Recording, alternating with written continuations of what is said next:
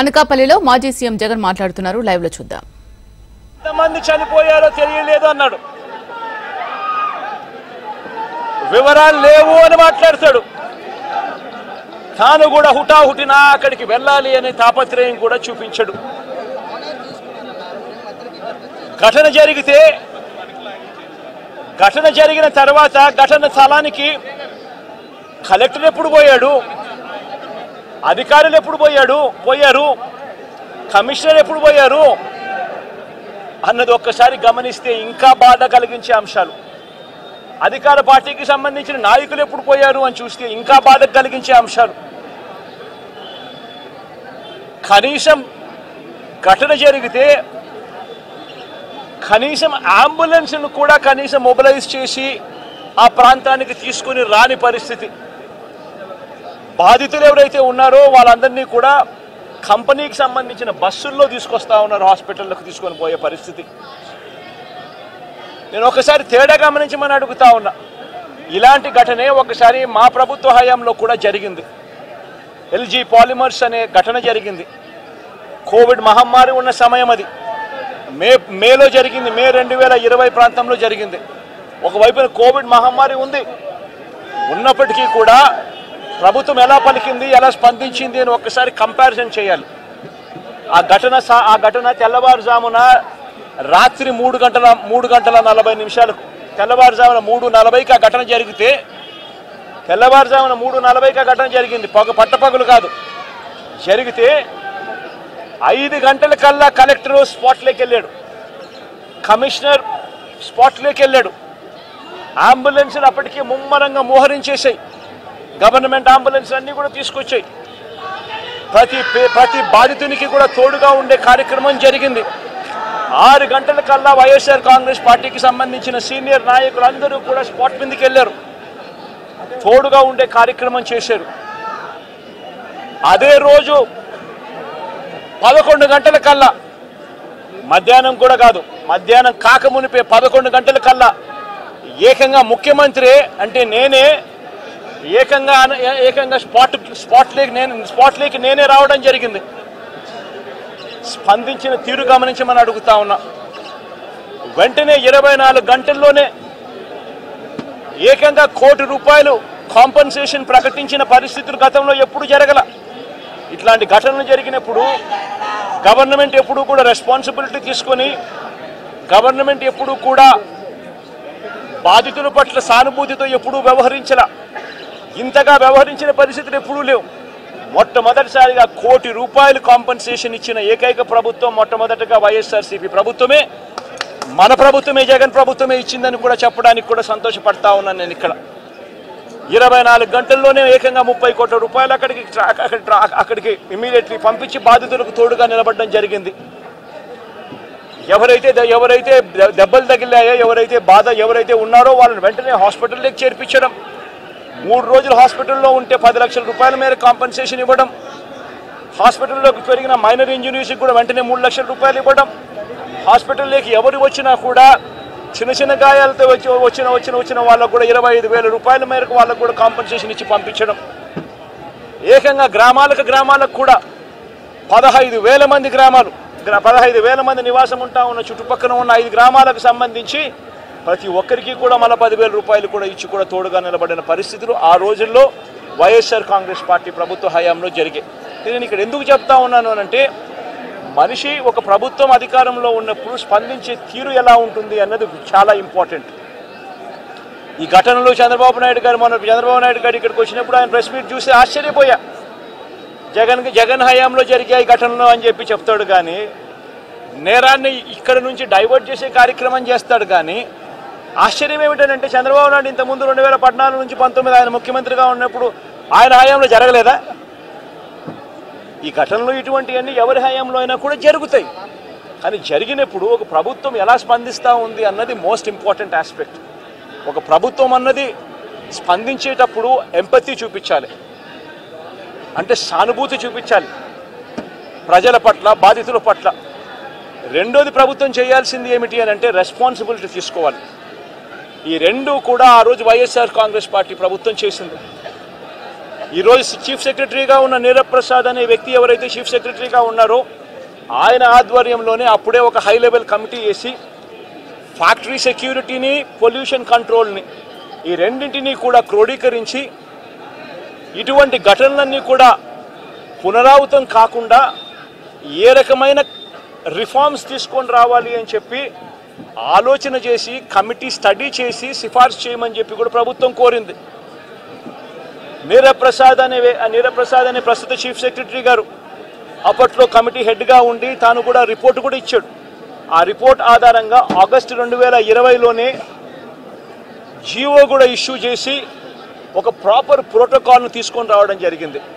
ఆ ప్రోటోకాల్ ఏమిటి అని అంటే అన్ని రెగ్యులేషన్స్ డిఫరెంట్ సైలోస్లో కాకుండా అన్ని క్రోడీకరించి ఒక చోటుకు తీసుకొచ్చే కార్యక్రమం జరిగింది.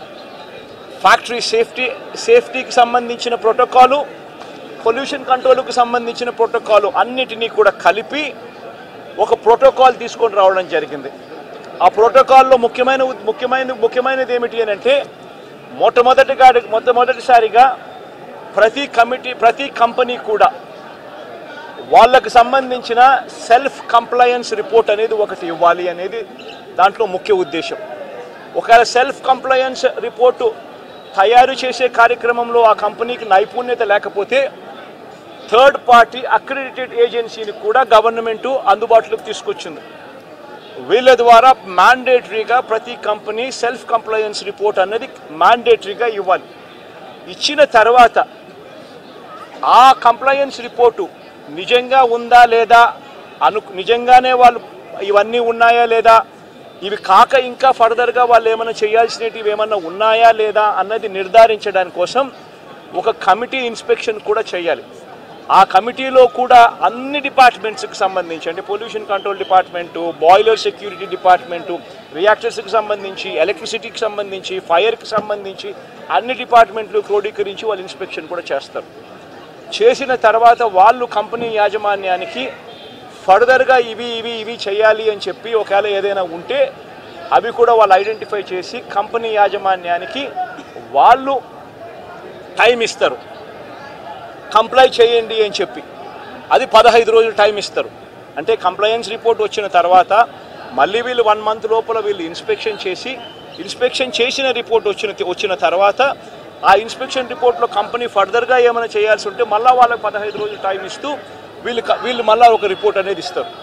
ఆ ఇచ్చిన ఆ రిపోర్టును ఆ 15 రోజుల లోపల వాళ్ళు చేసేట్టుగా జాయింట్ కలెక్టర్ ఆధ్వర్యంలో ఒక జాయింట్ కలెక్టర్కు ఆ రెస్పాన్సిబిలిటీ ఫిక్స్ చేసి జాయింట్ కలెక్టర్ ఆధ్వర్యంలో ఆ ఇన్స్పెక్షన్లో వాళ్ళు చెప్పినవన్నీ జరిగాయా లేదా అని మానిటర్ చేసే రెస్పాన్సిబిలిటీ ఆ జేసీకి ఇస్తుంది. ఈ ప్రోటోకాల్, ఈ సిస్టమ్ ఉంది.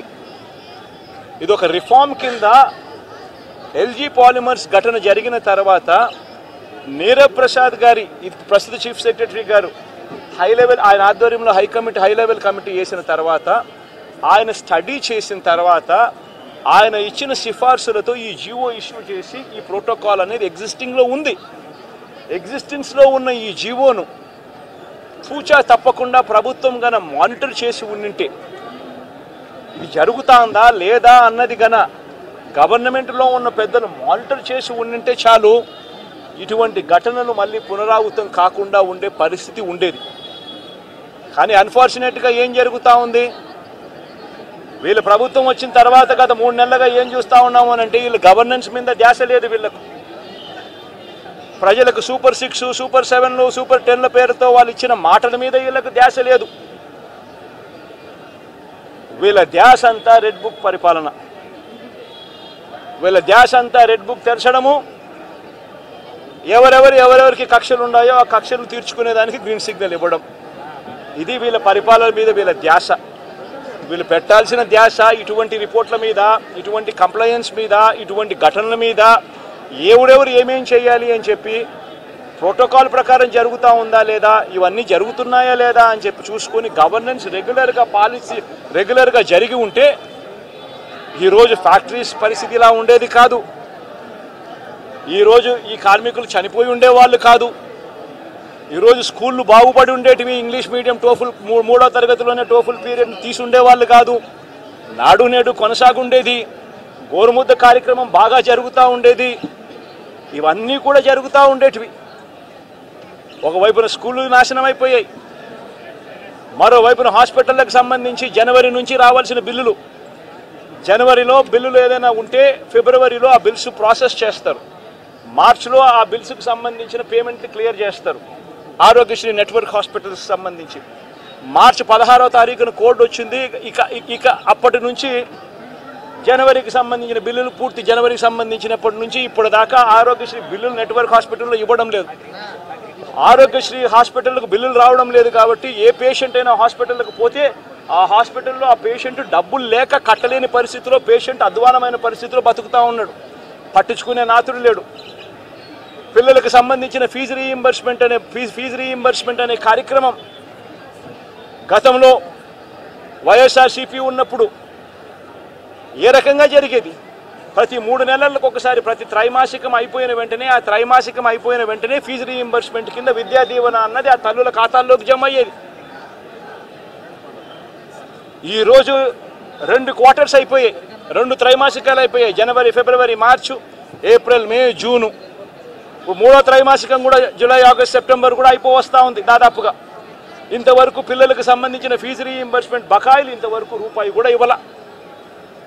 పిల్లల్ని ఈరోజు కాలేజీలలో చేరేటప్పుడు కాలేజీ యాజమాన్యాలు ప్రభుత్వం ఎప్పుడు ఇస్తుందో తెలియదు, ఇస్తుందో లేదో తెలియదు, మీరు ఫీజులు కట్టాల్సిందే అని చెప్పి ఒకవైపున ఫీజులు డిమాండ్ చేస్తూ ఉన్నాయి కాలేజీ యాజమాన్యాలు, మరోవైపున పిల్లలకు సర్టిఫికెట్లు మేము మీరు ఫీజులు కట్టకపోతే అని చెప్పి పిల్లల మీద ఒత్తిడి తీసుకొస్తూ ఉన్నాయి కాలేజీలు. పట్టించుకునే పరిస్థితి లేదు. వ్యవసాయం ముమ్మరంగా సాగుతూ ఉంది. రైతులందరికీ కూడా పెట్టుబడి సహాయం కింద 20,000 రూపాయలని ఇస్తానన్నాడు. ఆ పెట్టుబడి సహాయం ఏమైందని రైతు అడుగుతూ ఉన్నాడు. గతంలో కనీసం 13,500 వచ్చేది. ఈరోజు పెట్టుబడి సహాయం కింద 20,000 ఇస్తానన్నాడు. ఇంతవరకు రూపాయి ఇలా పెట్టుబడి సహాయం పోయింది. రైతులకు సంబంధించి ఇన్సూరెన్స్ సొమ్ము, రైతులకు ఇంతకుముందు ఉచితంగా పంటల బీమా వచ్చే పరిస్థితి నుంచి ఆ ఉచితంగా కట్టాల్సిన పంటల బీమాకు సంబంధించి మామూలుగా ప్రతి సంవత్సరం ఏప్రిల్, మేలో ఆ ఇన్సూరెన్స్ ప్రీమియం కట్టాలి. 2023-24కు సంబంధించిన ఖరీఫ్కు సంబంధించిన ఇన్సూరెన్స్ సొమ్ము రావాలి అని అంటే 2024 ఏప్రిల్, మేలో ప్రభుత్వం డబ్బులు కడితే, ఆ మేలో ప్రభుత్వం డబ్బులు కడితే మ్యాచింగ్ గ్రాంట్ సెంట్రల్ గవర్నమెంట్ కూడా ఇచ్చి జూన్ మాసంలో ఇన్సూరెన్స్ సొమ్ము కూడా ప్రభుత్వం ప్రతి సంవత్సరం ఇస్తూ వచ్చింది. ఆ ప్రక్రియను పూర్తిగా నాశనం చేశారు. ఇన్సూరెన్స్ సొమ్ము కూడా రాని పరిస్థితిలో ఈరోజు రైతన్న ఉన్నాడు. ఉచిత పంటల బీమా గాలికి ఎగిరిపోయింది. ఈ క్రాప్ అనేది గాలికి ఎగిరిపోయింది. రైతులందరూ కూడా ఈరోజు క్యూలలో నిలబడతా ఉన్న పరిస్థితులు కనబడతా ఉన్నాయి. కనీసం ఎరువులు కావాలన్నా, విత్తనాలు కావాలన్నా దారుణమైన పరిస్థితికి వెళ్ళిపోయింది. గడప వద్దకే, ఇంటి వద్దకే వచ్చే పెన్షన్ ఆగిపోయింది. గడప వద్దకే, ఇంటి వద్దకే వచ్చే రేషన్ ఆగిపోయింది, పెన్షన్ ఆగిపోయింది. ఈరోజు మళ్ళీ ప్రతి వ్యవస్థలో కూడా ఏం జరుగుతూ ఉందనంటే కరప్షన్ విపరీతంగా పెరిగిపోయింది, డిస్క్రిమినేషన్ అనేది విపరీతంగా పెరిగిపోయింది. తెలుగుదేశం నాయకుల చుట్టూ వీళ్ళంతా తిరుగుతే తప్ప నుంచి రాని పరిస్థితి అని చెప్పి ఏకంగా మెసేజ్ పంపిస్తూ ఉన్నారు. ఈరోజు నిజంగా పాలన అన్నది నిజంగా ఈరోజు ఏం జరుగుతూ ఉందనంటే రోజు కూడా కక్షలు తీర్చుకునే దానికోసము కొట్టడము, చంపడము, ఆస్తులు ధ్వంసం చేయడము కనిపిస్తున్నాయి తప్పనిచ్చి పాలనలో ఏదైనా కూడా మంచి చేయాలి, ప్రజలకు మంచి జరగాలి అన్న ఆలోచన, తాపత్రయం ఎక్కడ కూడా కనిపించని అధ్వానమైన పరిస్థితి ఈరోజు మొట్టమొదటిసారిగా రాష్ట్రంలో సాగుతూ ఉంది. నేను ఇవాళ ఇప్పటికైనా ఒకటే మాట చెప్తా ఉన్నా, చంద్రబాబు నాయుడుకి ఇదే మాట చెప్తా ఉన్నా. కాంపన్సేషన్ అన్నది ఎంపతితో ఇవ్వాలి, సానుభూతితో ఇవ్వాలి, ఇవ్వాల్సిన సమయంలో ఇవ్వాలి. ఇంతమంది హాస్పిటల్లో ఉన్నారు, వాళ్ళందరికీ ఏ ఒక్కరికి కూడా, ఈ హాస్పిటల్లో ఉన్న వాళ్ళకి ఏ ఒక్కరికి కూడా ఇంతవరకు డబ్బులు ముట్టల. వాళ్ళందరికీ కూడా మనం ఇస్తామని చెప్పిన డబ్బులు వెంటనే ఇప్పించే కార్యక్రమం చేయండి. ఆ ప్రోటోకాల్ ఏదైతే ఉందో ఫ్యాక్టరీ సెక్యూరిటీస్కి సంబంధించి, ఫ్యాక్టరీ సెక్యూరిటీ, పొల్యూషన్ కంట్రోల్కి సంబంధించి ఏదైతే ప్రోటోకాల్ ఎగ్జిస్టెన్స్లో ఉందో ఆ ప్రోటోకాల్ను కనీసం ఇప్పటి నుంచన్నా కనీసం మానిటర్ చేసే దిశగా అడుగులు వేయండి. ఇటువంటి మళ్ళీ పునరావృతం కాకుండా చేసే కార్యక్రమాలు చేయండి. ఆ ఫ్యాక్టరీకి సంబంధించి ఏం జరిగిందో లోతైన ఎంక్వైరీ చేయండి. అడిగినప్పుడు నేను ఇక్కడ బాధితులను పరామర్శించినప్పుడు, బాధితులను అడుగుతా ఉన్నప్పుడు నేను అడిగా. ఆ ఫ్యాక్టరీకి సంబంధించిన విషయాలకు సంబంధించి కూడా తెలుసుకునే ప్రయత్నం చేశా. ఫ్యాక్టరీలో ఏం జరుగుతూ ఉంది, ఫ్యాక్టరీలో SOPs బాగానే పాటించే వాళ్ళ, ఫ్యాక్టరీలో పొల్యూషన్ కంట్రోల్ అనేది స్టాండర్డ్ మెయింటెనెన్స్ చేసే వాళ్ళ అని కూడా అడిగా. అవన్నీ కూడా బాగానే జరిగేటివే అన్న, బాగానే జరిగేటివే, కానీ ఇది ఎందుకు జరిగిందో తెలియదన్నా అని చెప్పి చెప్తా ఉంటాను. నేను ఫ్యాక్టరీలకు సంబంధించి వాళ్ళని ఏదో యాజమాన్యానికి సంబంధించి ఎవరన్నా కానీ ఆ యాజమాన్యం వాళ్ళు ఏదో తప్పులు పట్టాలని ఇంకోటి పట్టాలని నేనేం చెప్పడం నా. బట్ లోతైన ఎంక్వైరీ అయితే జరగాలి, ఎందుకు తప్పు జరిగిందో తెలుసుకోవాలి, కలుసుకొని ఇటువంటి మళ్ళీ పునరావృతం కాకుండా అటువంటివన్నీ కూడా చెక్స్ పెట్టి దాన్ని బ్లాక్ చేయాలి. ప్లస్ ప్రోటోకాల్ ఏదైతే ఎగ్జిస్టెన్స్లో ఉందో దాన్ని ఇంప్లిమెంట్ చేసే కార్యక్రమం జరగాలి. అప్పుడు మిగిలిన ఫ్యాక్టరీలలో కూడా ఆటోమేటిక్లీ ఎప్పుడైతే చెక్స్ అనేటివి ఎప్పుడైతే రెగ్యులర్గా పీరియాడికల్గా జరగడం మొదలు పెడతాయో అప్పుడు న్యాచురల్గా సేఫ్టీ పారామీటర్స్ పెంచడం జరుగుతుంది. సేఫ్టీ పారామీటర్స్ ఎప్పుడైతే పెరుగుతాయో అప్పుడు ఇటువంటి ఘటనలు జరగకుండా పోతాయి. ఇవన్నీ ఖచ్చితంగా చెయ్యాలి. ఇవన్నీ ఖచ్చితంగా చేయకపోతే మాత్రం మేము కూడా ఖచ్చితంగా మరో 2 వారాలు మరో 3 వారాలు టైం ఇస్తాం.